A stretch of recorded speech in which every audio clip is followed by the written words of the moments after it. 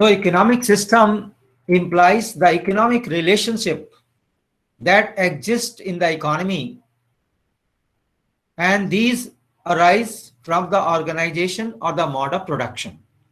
The type of economic system depends upon the ways the means of production are owned by the people in the economy. There are three economic systems. The first one is capitalism, which is also referred to as free market economy or uncontrolled economy, wherein free market forces of demand and supply work to determine the market price without any intervention of the government. The role of the government will be limited to maintain stability and growth of the economy and to maintain the law and order. Here, welfare of the people is not considered to be the responsibility of the government. The means of production are privately owned, and there is freedom of enterprise, and profit is the goal for undertaking production. If nothing is said about the type of economic system, we assume that there is capitalism in the economy because that is the basic assumption of an economy. So let us go through the various features of this economy. The first one is right to keep private property. It means all means of production such as raw materials, machinery, are assumed to be owned by the private individuals and institutions. Right of inheritance is the second feature, and this right is derived from the right to keep the private property. So this right implies that people have right not only to hold the property, but also to pass the same to their nears and dears. Freedom of enterprise. Under capitalism, everyone is free to engage in any economic activity one likes. As producer, an individual is free to invest the resources in any industry and to adopt any occupation or trade. There is no restriction in choosing any particular line of production. Profit motive. It is the guiding force for undertaking all productive activities, and such profits motivate the producers to bear risk and uncertainties which are very much there in every business. Under capitalism, consumer is considered to be the king, and this consumer is free to decide the goods that would be consumed. It is this consumer who is responsible for directing the production activity in the country. When consumers demand more of a particular commodity, its price will go up and the producer will tend to produce more of that commodity. Competition. Here, competition prevails in every sphere of activity, and such competition exists amongst producers to attract the consumers, among buyers to buy the goods to satisfy their wants. Workers also compete to get suitable jobs for them. And similarly, employer would like to compete to get the best possible workers. And this competition may have implications in price cutting and advertising. Importance of price mechanism. In a capitalist economy, price mechanism plays a very important role for consumers as well as producers. Consumers are guided by the prices, and similarly, investors are influenced by the prices of shares in the market. Inequalities of income and wealth. In such economies, Why disparities exist between rich and the poor? A major part of the inequalities is on account of unearned income. This is the income for which no productive efforts are made. Not much time is involved. Like we purchase a property, and on account of capital appreciation, we get income that is known as unearned income. Role of government. Government is there only to maintain law and order, and it incurs expenditure on defense, education, health, and justice. Under capitalism,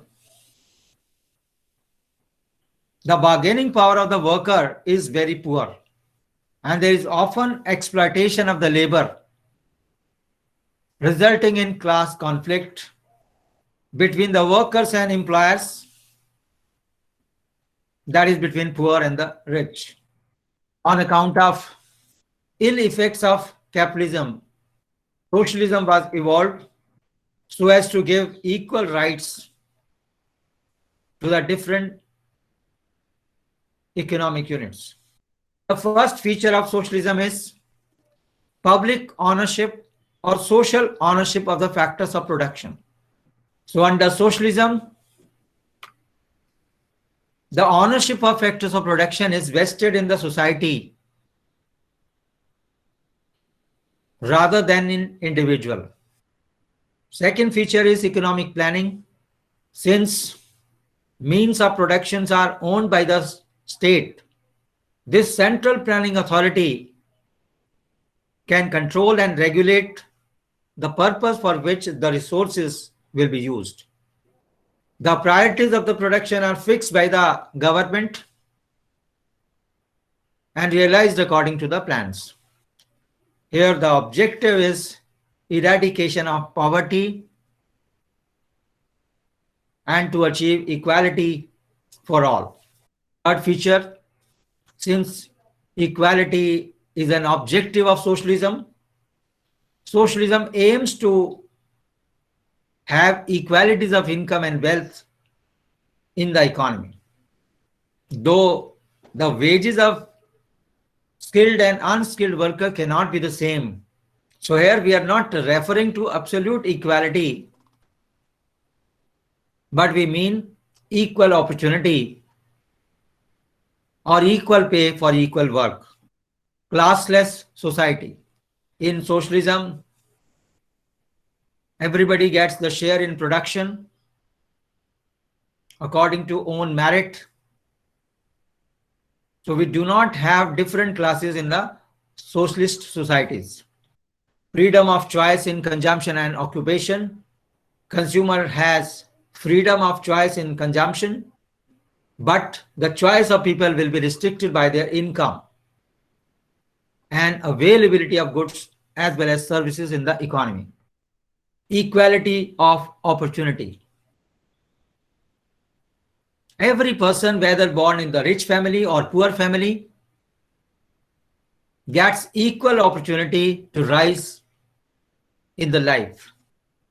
And to meet this purpose, free or subsidized food, health, education, transportation, and other facilities are provided by the government.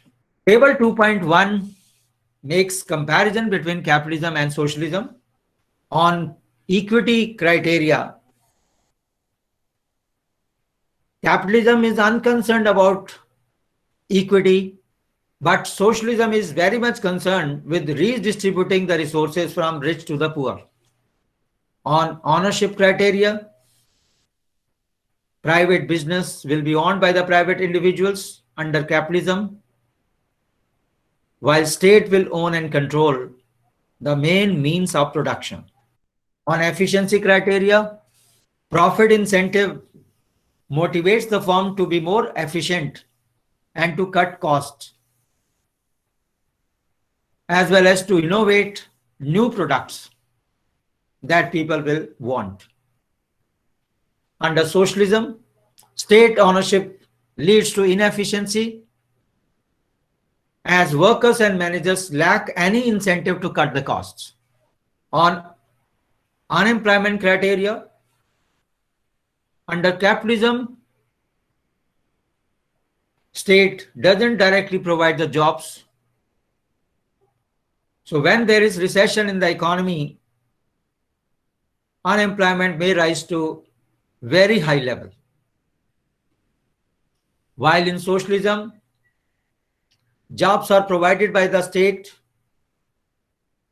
so state can provide even full employment even when workers are not doing reasonably well.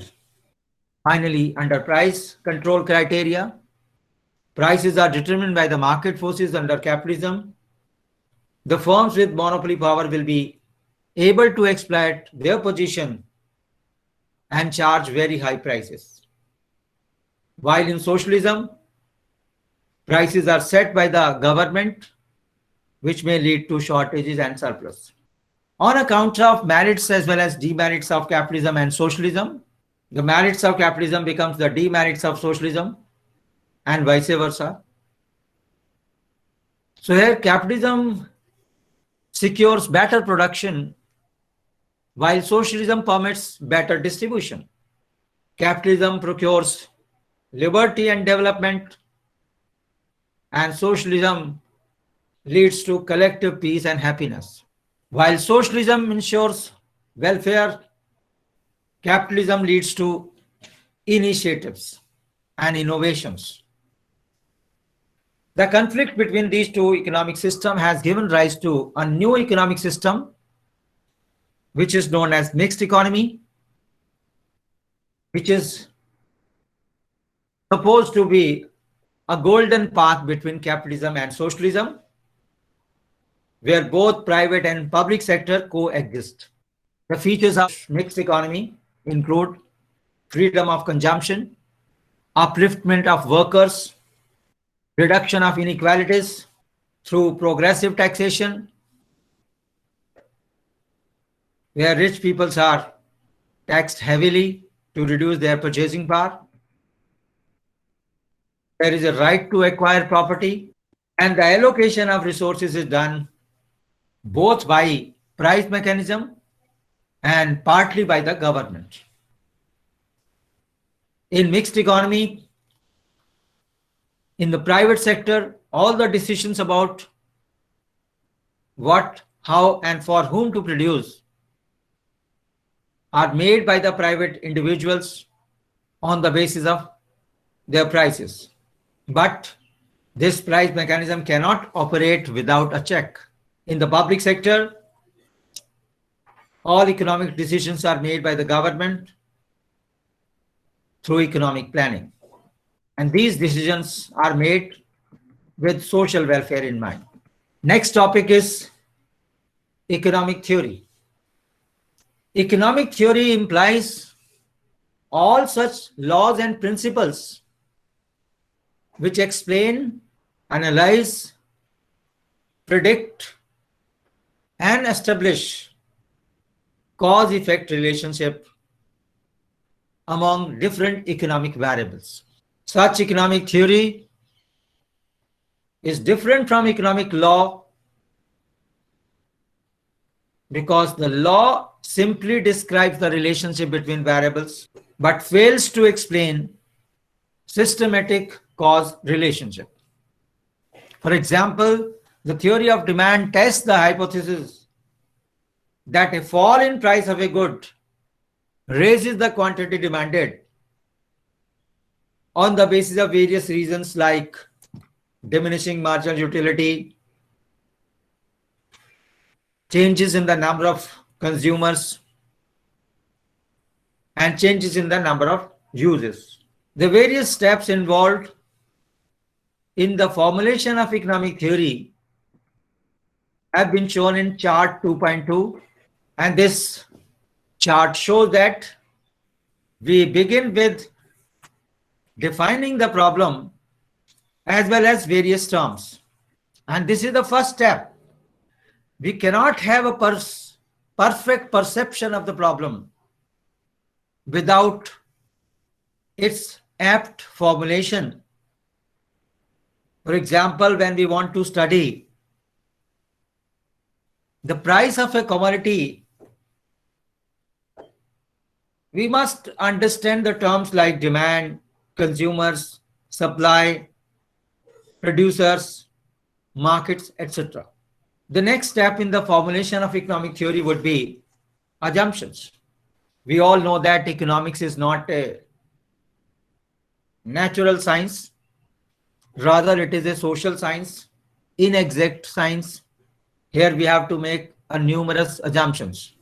These assumptions may be like consumer want to maximize the satisfaction, producer wants to produce maximum possible quantity,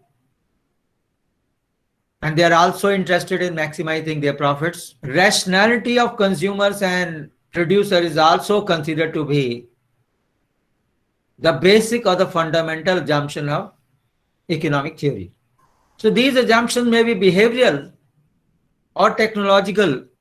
That is, technology may be assumed to be constant. The third step will be a process of logical deduction and predictions. Whatever implication that we have on the basis of the assumptions are known as the deductions. For example, we assume that man is selfish, and that would imply that whenever producer gets higher price or higher profit, he or she would tend to sell more in the market. So this is a deduction on the basis of an assumption. Next step is a process of empirical observations.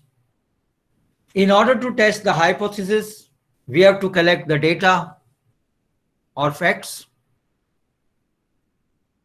So we are empirically observing the facts in order to test or verify the hypothesis that we have considered. For example, the response of consumer to rising prices can be tested by observing as to how much they are going to demand at different possible prices of the commodity. After these steps, we have the last step, conclusion. So whenever predictions are consistent with the facts, the theory is established, and when it is not consistent with the real facts, the theory will have to be modified, and then all these steps will restart once again. But when these predictions are not at all consistent with the real facts, there is a possibility that the theory is discarded altogether in favor of a better or alternative theory. So in a nutshell, we can say whenever our predictions, our deductions are consistent with the real facts, we will accept the theory. And when it is not so, then either the theory will be modified and all these steps will start once again, or this theory will be altogether discarded in favor of a better alternative theory. Next subtopic, basic assumptions of economic theory. So whenever we state any economic theory, we make certain basic assumptions. These basic assumptions include rationality of economic unit. For consumer, it may mean maximization of satisfaction with given amount of expenditure. And for producer, it may imply maximization of output or profit or minimization of cost. Second assumption is other things do not change. Ceteris paribus. Suppose we consider the law of demand.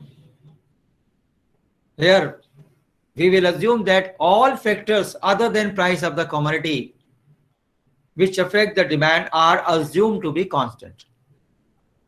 And these other things include consumers' income, taste, preferences, prices of other goods, etc. And the third basic assumption is free market economy. That means We are assuming capitalist economy where economic forces are allowed to have a free play in the market to determine the price and output. Next topic is circular flow. This is one of the economic model that explains how economy is organized and how economic activities take place through the interactions of different economic units. Such economic transaction for a simplified two-sector economy have been shown in figure 2.1 that shows absence of government and foreign sector. We are having two-sector households and firms. Household put their savings in the capital markets, which are used by the firm for investment. Here, households supply the factors of production, land, labor, capital, and entrepreneurship.